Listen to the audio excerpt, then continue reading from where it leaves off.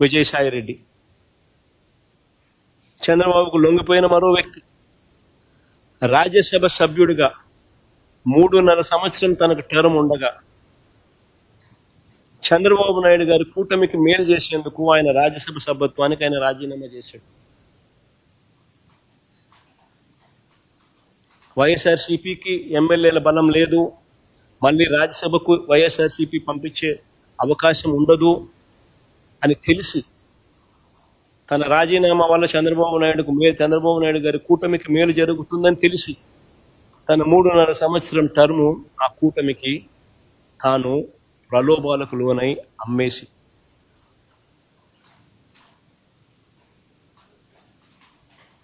అలాంటి వ్యక్తి ఇచ్చే స్టేట్మెంట్లకు ఏం వాల్యూ ఉంటుంది? అటువైపు నుంచి మనం కూడా ఇటువైపున ఏమన్నా తీసుకొని ఇటువైపున తీసుకొని ఇదే మాదిరిగానే చెప్పిస్తే వాల్యూ ఉంటుందా?